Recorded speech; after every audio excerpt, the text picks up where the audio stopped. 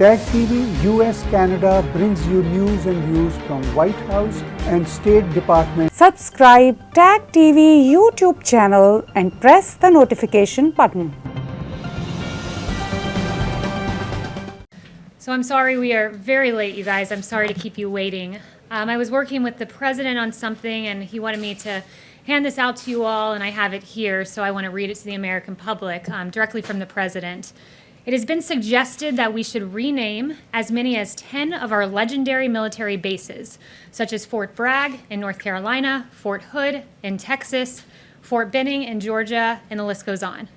These monumental and very powerful bases have become part of a great American heritage and a history of winning, victory, and freedom.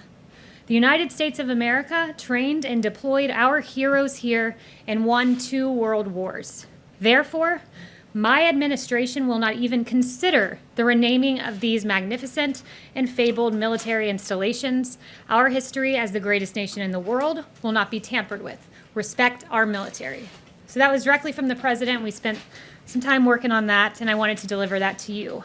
Also, I wanted to take us through a few other things relating to the coronavirus. First, the coronavirus task force briefing was held yesterday. I was in it, and there was some very good news that I'd like to share with you. I don't know if you all saw, there were 2 studies that came out, very strong studies in the journal Nature. And in Europe, which had a very similar epidemic profile to the United States, 3.1 million lives were saved due to mitigation and the efforts taken by the European governments. And as Dr. Birx noted to me, she sent this to me just before I walked out here, she said it suggests that the United States also prevented over 3 million deaths, thanks to the efforts of President Trump and the American people. Another study found that the shutdown efforts prevented 50 million additional coronavirus cases. So those are 2 very encouraging studies underscoring the work of the American people. Also, the Washington Post noted that these 2 reports use completely different methods to reach similar conclusions. They suggest that the aggressive and unprecedented shutdowns were effective at halting the exponential spread of the novel coronavirus. So thank you, Washington Post, for that good reporting. The Department of Agriculture, Secretary Sonny Perdue, also had some very good news in the task force briefing I was at yesterday. America's meatpacking facilities, at one time it looked like they were going to need to close. That was unacceptable to the administration. So we took action. The coronavirus task force took action. And now I'm pleased to report that these meatpacking facilities are operating at 95% capacity compared to 2019. We have beef operating at 98% capacity, pork at 95%, and poultry at 98%. Throughout America's extraordinary efforts to slow the spread, President Trump ensured that the meat supply chain stayed functional and robust by directing these meatpacking facilities to safely operate in accordance with the CDC and OSHA guidelines. His efforts secured America's continual access to a steady food supply chain. And then finally, and very importantly, I have some great data points to share on coronavirus testing capacity in minority communities. Admiral Brett Joie shared this with me yesterday and last night as well. He said that when we look at testing sites, President Trump's public-private partnership with retail companies has proven quite successful. Testing sites are operating in 49 states, with 70% of these sites located in communities with moderate to high social vulnerabilities. And social vulnerability takes into account race, ethnicity, housing and economics, language barriers, and other factors. Also, federally qualified health centers, their FQHCs, serve 29 million patients in 12,000 communities across the nation. They provide care to 1 in 5 of those uninsured, 1 in 5 of rural Americans, 1 in 3 of individuals below the poverty line, and more than 1.3 million homeless men and women, and nearly 1 million migrant agricultural workers. And 92% of these FQHCs now offer COVID tests, and we've awarded them $583 million to 1,385 of these facilities. And finally, I promised my last announcement. The HHS Office of Minority Health issued a competitive funding opportunity to build a strategic network of national, state, territory, tribal, local, and community-based organizations that deliver vital health information and support linkages to services for racial and ethnic minorities. And this announcement, this network is scheduled to be awarded at the end of June and is expected to reach at least 40 million individuals from racial and ethnic minorities. These updates, I was told by Brett Joie, were received very well at the Senate hearings. And we thank the Vice President, Mike Pence, for doing an amazing job leading our coronavirus task force, and to President Trump, who has led in bringing America through the coronavirus pandemic. And with that, I'll take questions. Kristen. Kayleigh, thank you so much. Does the president regret tweeting out a baseless conspiracy theory about a 75-year-old protester on the morning of George Floyd's funeral? The president was asking questions about an interaction in a video clip he saw, and the president has the right to ask those questions. But does he regret tweeting out this protester was assaulted? The president does not regret standing up for law enforcement men and women across this country. And let me say this, and just give you a little bit about the mindset behind the president's tweet. Look, we're living in a moment that is, it seems to be reflexively anti-police officer. And it's unacceptable to the president. In this tweet that he sent out, he was in no way condoning violence. He was not passing judgment on these two officers in particular. But what he was saying is this: when we see a brief snippet of a video, it's incumbent upon reporters and those who are surveying the situation to ask questions. Rather, upon the president to have facts before he tweets anything out. He's the president of the United States. the president did have facts before he tweeted it out that undergirded his questions. Baseless conspiracy theory. Do It's you not a acknowledge baseless that? conspiracy. No, not at all. I won't acknowledge that because look, let's contrast this to the George Floyd situation, which that horrific video that we all saw. Every single police officer that I saw across the country came out and said, this is an inexcusable action, and I condemn this police officer. In this case, there were 57 police officers who said, I resign in protest over the way these two officers were handled. And the president says, those law enforcement officers have a right to be heard. But does the president John. think that anything justifies that 75-year-old man being pushed down to the ground like we all saw? The in president video? does not condone violence. He wants to see the appropriate amount of police force used in any given situation, including this one, but he believes that the officers have a right to be Very heard. quickly, George Floyd's brother is here testifying. Has the White House invited him here to meet with the president? The president has repeatedly acknowledged George Floyd, his passing, the egregiousness of that atrocity, and has called the family by phone, as he did last week. Yes. The president has got an event tomorrow in Dallas at a church in which he'll meet with faith leaders. He'll also meet with law enforcement officials, small business owners. The theme is a plan for holistic revitalization and recovery. Will the president be announcing any policy in regards to police reform tomorrow, and what might that policy form?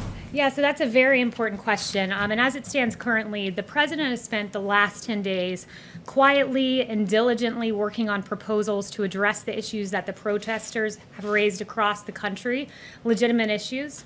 And that body of work, I'm told, is reaching its final edits, and we hope to produce it for you in the coming days. I can't promise you it's tomorrow, but in the coming days, we look to deliver that. So what then will tomorrow be about? Will it be a listening session as he had on Monday with law enforcement, or might there actually be some concrete policy proposals? Yeah, it will be a round. It could at least be done at the executive level. It will be a roundtable, much like what you saw with law enforcement officers earlier in the week. And if I could just stay on that theme for a second, in terms of reform ideas that the president could support, Democrats have floated some in the House. Senate Republicans, led by Tim Scott, are working on others, things like banning chokeholds, banning no-knock warrants, independent process to investigate misconduct. Could the president support issues like that? So again, don't want to get ahead of the announcements. What I would say is each issue is being looked at as to what would make a difference. Everything that you've suggested has certain ramifications, so he has to look at each of these in great detail as he's done over the last few days. And I would just note one thing that AG Barr said was that in the Democrat bill, they talked about needing to reduce immunity to go after bad cops, but that would result in police pulling back. So that is one thing that is a non-starter. So is that, it's called qualified immunity. Yes. Is that a red line for the president? That's a non-starter in the Democrat legislation. Yes, John. Does the president believe there's a problem with institutional racism in this country and institutional racism in law enforcement? Look, I've answered this question. I think this is the fourth time I've been asked it, and I've said each and every time, there are injustices that we have seen. Clearly, that tape of George Floyd was inexcusable, gut-wrenching, difficult to watch, and it was really a beautiful funeral yesterday, all the great testimonies to his life. We recognize those injustices. Sandra Bland, another example. But this president knows fundamentally that most police officers in this country are good, that the 750 men and women that have been injured, that David Dorn, the police officer who was killed, and Patrick Underwood, the law enforcement officer who was killed, are emblematic of what police in this country stand for. That is the best, that is the brightest, and that is our domestic heroes. Yes. The reason why I'm asking it now is, does he believe that action needs to be taken to fundamentally change the way law enforcement is done in this country, to make fundamental changes so that there isn't the kind of disparities that we see along racial lines? Well, the president's looking at various proposals, and I would say this president has done a whole lot more than Democrats have ever done when it comes to rectifying injustices, where you had the crime bill of the 90s, which created great racial disparities in our justice system, and President Trump rectified some of those with the First Step Act. So President Trump's about action, and he's shown that, and he recognizes injustices and acts promptly when he sees them. Yes. Thanks, Kayleigh. Does the President agree with the recent announcements from the Marines and Navy about their policies banning the display of the Confederate flag? So I haven't spoken to him on that specific one. He does, as I noted at the top of this briefing, fervently stand against the renaming of our forts, these great American fortresses where literally some of these men and women who lost their lives as they went out to Europe and Afghanistan and Iraq and all across this world to win world wars on behalf of freedom. A lot of times the very last place they saw was one of these forts. And to suggest that these forts were somehow inherently racist and their names need to be changed is a complete disrespect to the men and women who the last bit of American land they saw before they went overseas and lost their lives were these forts. Just one follow-up. Yes, Jeff. So an ex-judge appointed to review the Flint case said the Justice Department has engaged in highly irregular conduct to benefit a political ally of the president, and he urged the presiding judge in the case to deny attempt by the government to dismiss the charges. What is the White House reaction? That's the first I'm hearing of that. I'd point you to DOJ on that. Jeff. Thanks, Kayleigh. Congressional Republicans, including Congresswoman Liz Cheney, have criticized the president's decision to reduce the number of U.S. troops in Germany. Some saying that it will embolden Russia if the United States does that. Did the president make that decision to punish Chancellor Merkel for deciding not to come to the G7 in June? Look, I have no announcements on that front, and he never makes decisions to punish certain world leaders. He acts in the best interest of the United States. Just Yes. follow up on another issue on distance with regard to the tweet. One of the things that the president said in his tweet was that the gentleman fell harder than he was pushed. How does that work in terms of physics? Look, the president raised several questions based on a report he saw. He has a right to ask those questions, and where he stands is squarely with law enforcement. He was making no judgments, not condoning violence, not saying what happened in this case with these two officers was right or wrong, but he's standing back and saying we need to ask questions before we destroy lives and convict people in the court of public opinion. Yes. Thanks, Kayleigh. Two questions on the economy. First of all, both the chair of the Federal Reserve and Steve Mnuchin said today the U.S. will definitely need another round of stimulus. How urgent is that for the president? I mean, how soon do we expect him to meet with Democrats to discuss the next legislation? Yeah, it's a good question. He met on a potential Phase 4 policy last week. It was a very promising discussion with his economic advisors. So that's in the works as to when and if we see that, but it is a topic of discussion. He was encouraged by the jobs report. We were supposed to lose 7.5 million jobs. We ended up gaining 2.5 million, a swing by 10 million. It was described to me as one of the, by one famed economist, as one of the worst miscalculations of economists in history, to be off by 10 million. That's the size of Michigan. So the president's encouraged because what we're seeing is a belief in the Trump economy and the Trump presidency. What we're seeing is the market soar. We're seeing the S&P have its best 50-day track record in history because they believe in a president that has free market policies that got us to the hottest economy in modern history and will get us there again. Yes. The Federal Reserve today offered a pretty grim economic outlook, saying unemployment is going to be elevated for years. And also this week, we heard from the National Bureau of Economics research saying that the U.S. officially entered a recession. What is the White House response to that? We believe that next month's jobs report will be robust. The president has been clear that Q4, he expects Q3 to be a transition period, Q4 to be robust, and next year to be a very hot year. And I would note that those in the prediction business, they were off by 10 million. That's not too good. So I'd go back and look at some of the models that were off and how extraordinary the jobs report was last time, including 300,000 new jobs for Black Americans. Yes. Thank you so much. The president met with Mitch McConnell today, we understand. Can you kind of fill us in on what that discussion was about? Any updates? So I have no announcements on that front. Those were his private meetings, so no announcements out of that. Can I just add to Jonathan's question? You know, a lot of people are concerned that there is, you mentioned justice disparities. There's a lot of concern of some Americans that police officers treat Black individuals and people of color differently than white individuals. Does the president share those specific concerns? Here's what he's concerned about. He's concerned about what and I've told you he's addressed injustices with Sandra Bland and George Floyd and has repeatedly acknowledged that.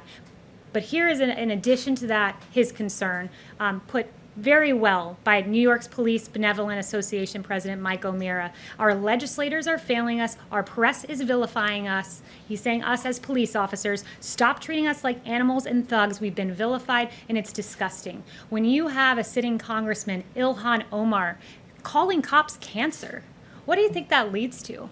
The AP reported on a shooting in front of a police department today in California. Let's stop vilifying our officers. Let's recognize injustice where we see it, but recognize all of us in here are safe because of our police officers doing their job each and every day. I understand that, but there are concerns among many Americans that people of color are not treated the same by police, and that is what many of the protests have been about. Does the president share those specific concerns? The president believes most of our police officers are good, hardworking men and women, like David Dorn, who was killed among these riots, like Patrick Underwood, who was killed among these riots. Those are our police officers. They are our best. They are our brightest. They are absolute places of injustice.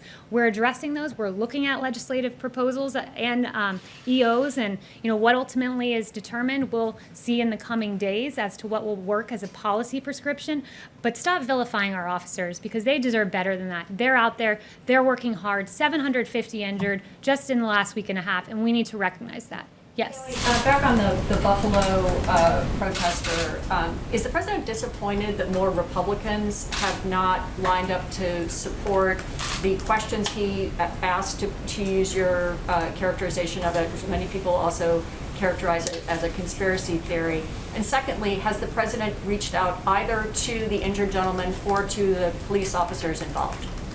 So first of all, President Trump, I would say, he's not focused on what Republicans are saying or not saying on the Hill. He's focused on making changes. As I said, he's been diligently hard at work the last 10 days, and that is where his focus squarely lies at the moment. Yes. Thanks, Kayleigh. And has he reached out to either the gentleman or the... Not that I'm aware of, no. You consider it? Not that I'm aware of. Hello. Thanks, Yes. Kayleigh. You started this briefing reading off some statistics about success of mitigation efforts on the spread of COVID, but we're now seeing a spike in cases in more than a dozen states and increased hospitalizations in a lot of those as well. So, and many public health experts attribute these spikes to Memorial Day weekend gatherings and other aspects of the reopening process before these mass protests. So why is President Trump continuing to urge reopening given this trend, and should we be slowing down a little bit on the reopening process as we see cases spike? First, let me know as it pertains to Memorial Day. A week ago today, the vice president's team told me, I wasn't in task force that day, but that it was said that in fact that there was no linkage to Memorial Day as being some point of spurring wild outbreaks and rises across the nation. What I would say though, I talked to Dr. Birx and she said what we've seen is that in general, April averaged out to be about 30,000 cases a day. May was about 25,000 cases a day. Currently, we're at around 20,000 cases a day. And you've got to look in a nuanced way at each of these states. Like, for instance, Texas is one of the places where they're saying we're seeing a steady slope, not a huge rise, but part of it's due to the fact that they're testing in long-term care facilities and in prisons, and the more testing you do, the more cases you identify. Can I ask a follow-up? Sure. President Trump is planning to restart campaign rallies within the next few weeks. What sort of precautions is he going to be taking at his rallies for the safety of the rally-goers? So we have no rallies announced just yet. You're right about the 2-week timeline that was put forward. But we will ensure that everyone who goes is safe, but no specific announcements on that front. And I would direct you to the campaign for more information on that. Yes. Yes, thanks for taking my question. Owen Jensen with EWTN News. We've seen thousands of people in the streets protesting, exercising their constitutional right, those of course doing it peacefully. At the same time, churches in many cases told to limit their gatherings, in some cases to 10 or no more. Does the president see a double standard there, constitutionally speaking? And if, can you explain, please? There are absolute double standards that we've seen, and that's why the Justice Department set up a task force, if you will, or a group to look at civil liberties as during coronavirus shutdowns. I read about one case where you had an allowance of outside gathering and protest, but indoor churches could not gather, even with socially distanced protocols. He absolutely sees an issue. There have been several cases pointed to where people attending church in their cars were targeted by law enforcement officers. So that's unacceptable. People should be allowed to worship. We have a First Amendment in this country. There's a way to safely do it. I went to Mass and was able to safely attend distance from people, and there were appropriate protocols that were taken in that case, and that's what we hope to see, as the President made eminently clear a few weeks ago. Not too long ago, he asked for all churches to reopen. Is he happy with the progress or no? He's happy with the progress. I've seen, in fact, that very week, a church that I visited reopened, a church down the road from me. So I think he gave a lot of courage to the faith community to reopen, to do so safely. And look, here we are, I think 4 weeks later, and we haven't been hearing about, rampant outbreaks in places of worship. The First Amendment's a beautiful thing. People have a right to go to church or mosque or synagogue. Yes. Yes, hi, Kelly, thanks. Still on COVID, the president seems pretty unconcerned so far about November and the COVID situation, whether people are going to be afraid to go to the polls or whether there's going to be a lot of delays because of the COVID. He recently said it's a long way off, I think meaning that the pandemic would have died down by then, essentially. But given that it hasn't actually gone away, people are obviously still dying every day and there are some spikes, and it's not that far away, 5 months. Are any measures being taken at all to guarantee that this election is going to go smoothly and everyone who wants to vote can vote? Yeah, well, I've not seen much criticism of the protest and socially distance and mitigation efforts. About the election, not I protest. think there's a way to safely vote if you can safely protest, and that's what the president would like to see. There's a way to safely vote. There's a way to safely go to church, and you're asking a hypothetical about something 5 months from now at a time, ironically, when the media hasn't expressed much outrage about a lack of mitigation efforts taken by some of the protesters. Just wondering about the election. That's what everyone Raquel. cares about. Thank you so much, Kayleigh. Two questions. First, is the president concerned the protest could lead to another outbreak of coronavirus? And a second question, President Trump said that he does not believe the death toll in coronavirus cases figures from some countries. Does he trust the figure from Brazil? Is the White House concerned that the Brazilian government is hiding information about COVID-19? So I haven't spoken to him about the Brazil numbers, but I have heard him on several cases, probably at least 5, mention that he'd seen what's going on in Brazil, and he was hurt to see how many people have been affected by COVID down there. So he has mentioned Brazil specifically. I believe he even sent some ventilators to Brazil because we had such an overflow of ventilators here because America really, under the leadership of President Trump, snapped into action and shored up what was supposed to be a ventilator shortage and delivered, this administration delivered. So I would just note that he's mentioned great concern for the people of Brazil. Kayleigh, just the first question that I asked, is the president concerned the protests could lead to another outbreak of coronavirus? Now we're monitoring that. Right now we're encouraged to see that cases have declined month over month, but the vice president, as I walked out here, said the task force is well aware of monitoring individual situations in particular states. Niels. Kayleigh, thank you. Going back to where you started with the statement about renaming the military bases, if Congress were to send over, say, the defense authorization with language that were to rename one of these bases for someone who, say, was a general who won the Civil War, would the president veto the defense authorization? The president will not be signing legislation that renames America's forts. It's important to note, Fort Bragg, for example, it's one of the largest military installations. It's home to tens of thousands of brave American soldiers. And when you think of Fort Bragg, we think of the brave soldiers that deployed from there. We think of all 5 World War II airborne divisions, the 82nd, the 101st, the 11th, the 13th, and the 17th, all trained at Fort Bragg. The 555th Parachute Infantry Battalion, this was the first black parachute battalion trained at this fort.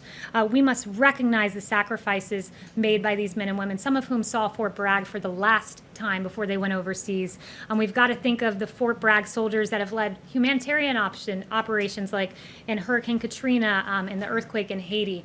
We've got to honor what has happened there, not rename it. So that is an absolute non-starter for the president. And I would also note... One more question on that. Yeah, John. One more question on that. General David Petraeus is one of those people who went through Fort Bragg a number of times, even though his first command was at Fort Campbell, Kentucky. He penned a quite lengthy and detailed editorial about the reasons why those bases should be renamed, saying it's ironic that American soldiers and Marines are being trained at bases named for people who fought against the Union back in the Civil War, that many of the people for whom these bases are named were leaders held in questionable regard, but who were elevated during the Lost Cause movement. He goes on to say, we do not live in a country to which Braxton Bragg, Henry L. Bang, or Robert E. Lee can serve as an inspiration. What does the White House say to that particular point of view? Fort Bragg is known for the heroes within it that trained there, that deployed from there, and it's an insult to say to the men and women who left there the last thing they saw on American soil before going overseas, and in some cases losing their lives, to tell them that what they left was inherently a racist institution because of a name. That's unacceptable to the president, and rightfully so. And I would also note, where do you draw the line here? I'm told that no longer can you find on HBO Gone with the Wind because somehow that is now offensive. Where do you draw the line? Should George Washington and Thomas Jefferson and James Madison be erased from history? What about FDR and because of internment camps? Should he be erased from history, or Lyndon Johnson, who has a history of documented racist statements? And finally, what about people that are alleged by the media to be segregationists? NBC tells us Joe Biden didn't just compromise with segregationists, he fought for their causes in schools, experts say. CNN tells us letters from Joe Biden reveal how he sought support of segregationists in the fight against busing. Washington Post tells us that Biden's tough talk on 1970s schools desegregation plans could get him new scrutiny, and there are several more where that came from. So I'll leave you with the question, should we then rename the Biden Welcome Center? Thanks very much, guys.